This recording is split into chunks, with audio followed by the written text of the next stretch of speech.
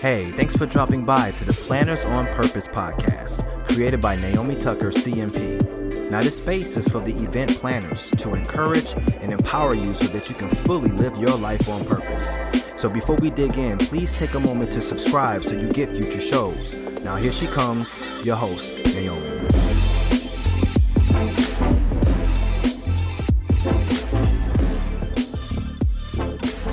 Hey everyone, it's Naomi. Welcome again to Planners on Purpose. I am happy to be here, and today we're going to be talking a little bit about burnout.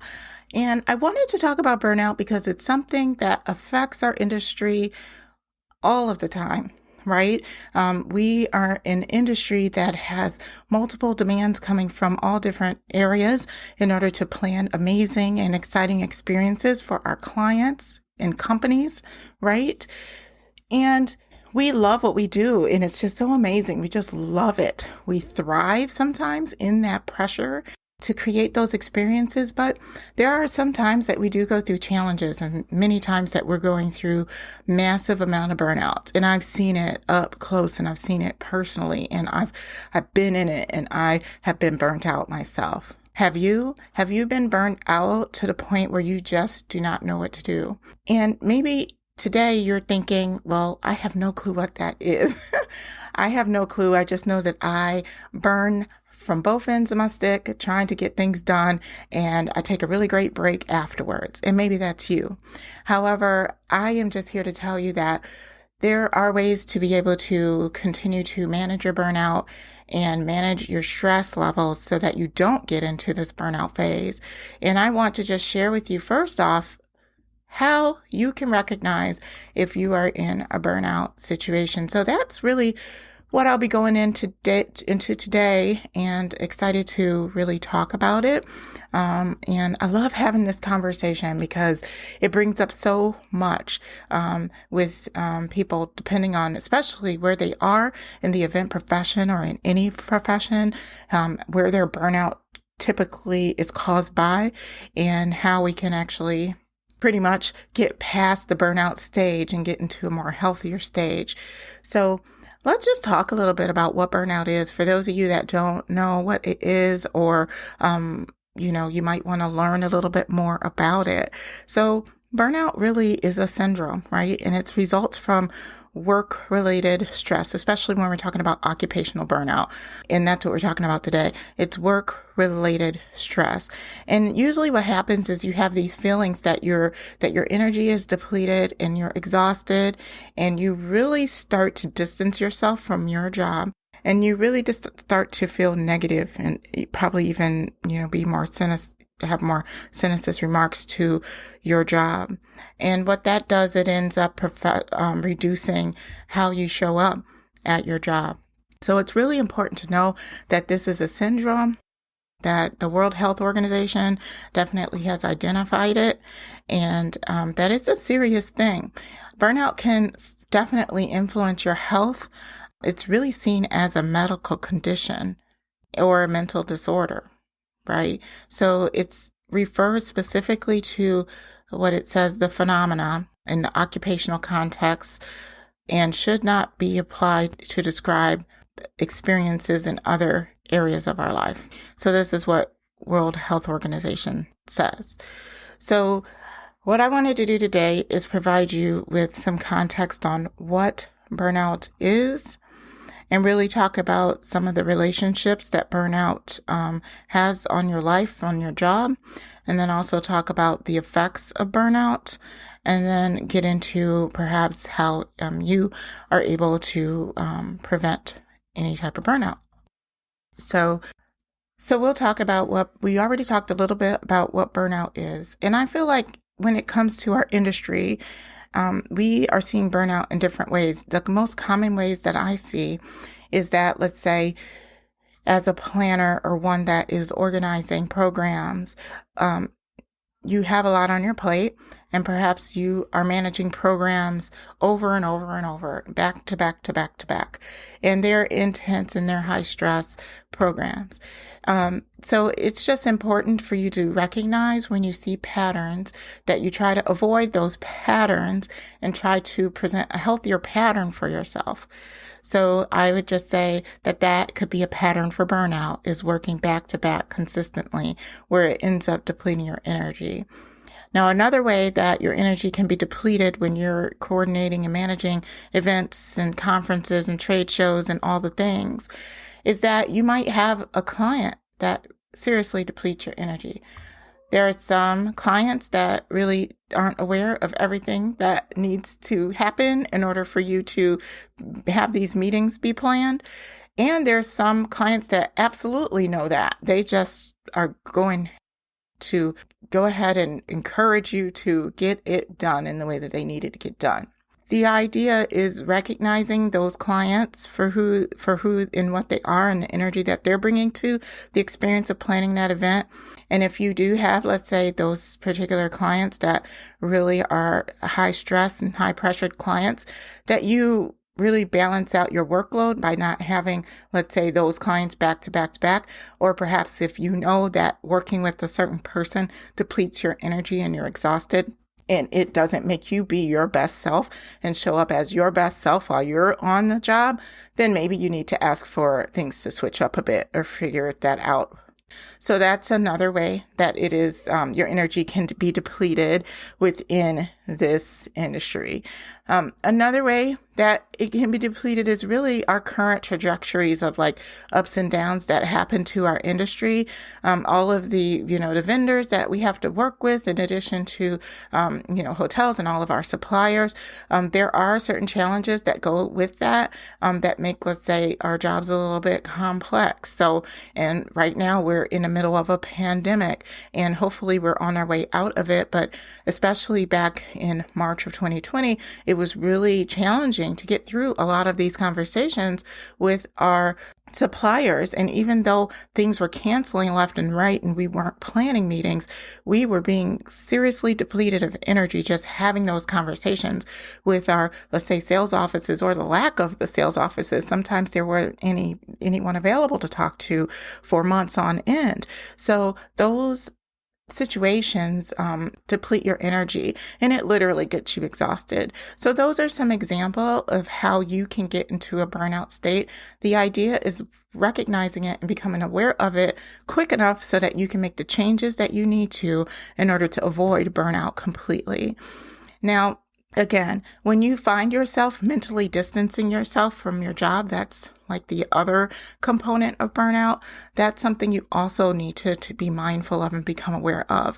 If you are in a place where you're saying, I literally can't take it anymore, or I am taking a step back, I'm becoming detached from my job. Maybe you find yourself, you're being detached from that client. It's important for you to know that, because I know everyone that's here listening to this podcast, you're all, ambitious and you're go-getters and you want to be the best at what you do. And you can't be the best at what you do when you're distancing yourself from your client. So understanding that you are at that place that you need a break, then you can perhaps help, shift that energy a bit, shift it a bit, where you can put, let's say, perhaps you can put that client in another person's hands, or perhaps you can take a little bit of a break in order for you to get in a better mental capacity in order to serve. And it's not something that is a bad thing. We all go through it, and we just all need to be able to address it, become aware of it, and deal with it in a healthy way that inspires us to continue being amazing at what we do.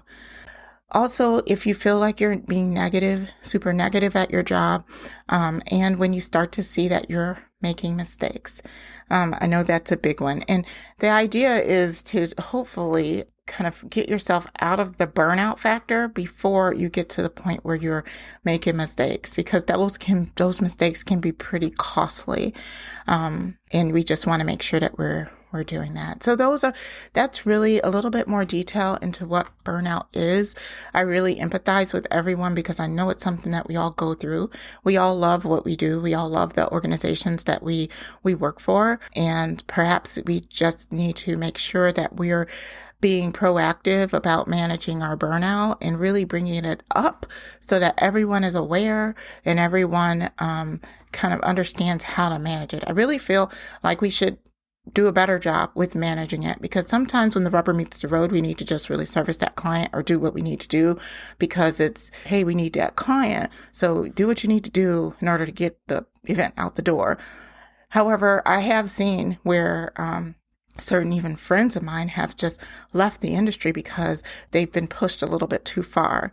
And I think even as managers and those that manage people, knowing what those indicators are with certain individuals, if you know that there are certain individuals that really get anxious and they really get to a point where they're becoming slightly inefficient at their jobs because of the task that you ask them to do, you have to really manage that so very well, because you don't want to get them to the point where they're thinking negative about their job or where they're feeling like they, aren't worthy of this position that you've given them.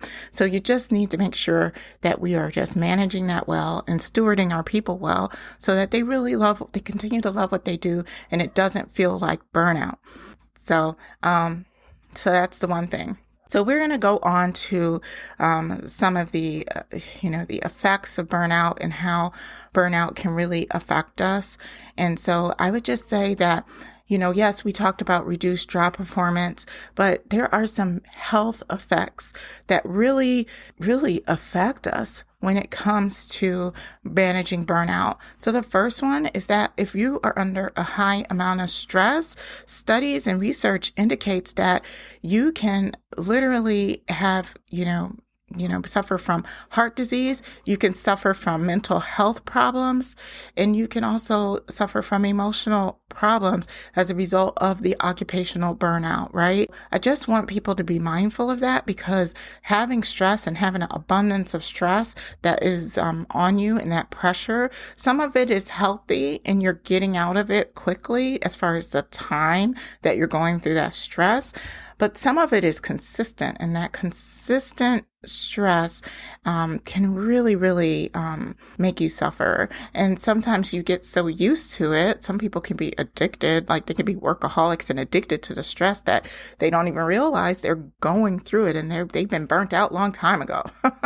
But I just really encourage you to just take a look at your work and take a look at how you work and make some of the changes that you need to in order to really manage your stress better and manage burnout better, because it can have really intense health challenges for you. Okay. So that's some of the effects of it. And I just want to encourage you to really, this whole podcast is about being aware of the stress, being aware of the burnout that you go through on a consistent basis in your work. I am by no means, belittling what we do. And I'm in no means saying that we shouldn't put as much into our jobs as we do. What I'm saying is we need to be able to manage it properly so that we can show up 100% and we can show up as our true authentic self. And I feel like those are two different things. And no one should be continued to be pushed past the point of burnout over and over and over again. So I feel like we can do better in this area. The event planners the event professional world has been deemed the 6th most stressful job in the world by CareerCast. And that's right up there with firefighters and military personnel. It's right up there with the military. And that's serious, folks. It's really serious. Even doctors, people that try to save people's lives, are kind of in that that whole top 10. So I just encourage you to be more mindful about burnout and how it affects your world. And if you are having trouble with recognizing if you are in a burnout state, I want to invite you to take the Managing Your Burnout mini course. It's absolutely free. It's my gift to you, and you can definitely take that. Go to plannersonpurpose.com/burnout and you will get that course. And in addition, I just invite you in April, I think it's in April. In April, we're going to be tackling burnout, and we're as one of our book club books. And the book that we're going to be reading is Burnout, The Secret to Unlocking the Stress Cycle by Emily and Amelia Nagasaki. So I invite you to join me on that book club, and you can go to plannersonpurpose.com/book club to sign up for any one of our book clubs, including this one in April, because we want to dig into burnout a little bit and really unlock the secret of that stress cycle. But again, if you need help right away, go ahead and download that mini course and get started. Burnout is a very passionate subject. Like I said, I've been in burnout many times. And sometimes it's self-inflicted, because you can have burnout and it be self-inflicted, where you're, ambitious and you want to go. You want to say yes to everything. And so those were some of the situations that I was in. I also was in situations where I was just handed, let's say, a project, and it was a little bit intense. And with everything I had going on in my personal life and in professional life, it was a lot. So sometimes you just need to make sure that you're managing that well, and you're your own best advocate. So making your perspective of your whole life. Sometimes your management or your leaders, they don't know what you're dealing with at home. So making sure that you're your own advocate, and that if you need to speak up about, hey, I cannot take care of this because of X, Y, and Z, that you go ahead and you have that conversation. At least if anything, it makes that person a little bit more aware that for the next project, they might want to check in with you first. And that would be a good thing if they can just at least, hey, check in with you first. I think we all need to get better at managing how we work, whether we're managing people or whether we're just event planners managing an event.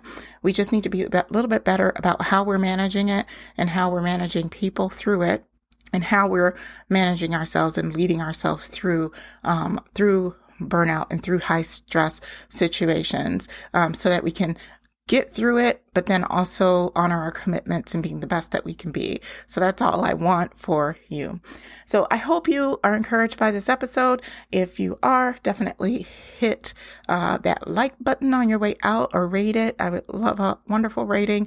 And really join our Planners on Purpose Facebook community. Just go ahead and join us there. I'd love to continue the conversation. If you're having some challenges around burnout and how to manage it, go ahead, post your question in there, and let's all help each other through this as a community. Have a wonderful rest of your week, and we will see you soon. Bye. Well, that wraps it up for this episode. If you enjoyed the conversation, hit the like button and tell us how much you enjoyed the show by leaving a message in the comments. Thanks for listening, and we'll see you next time.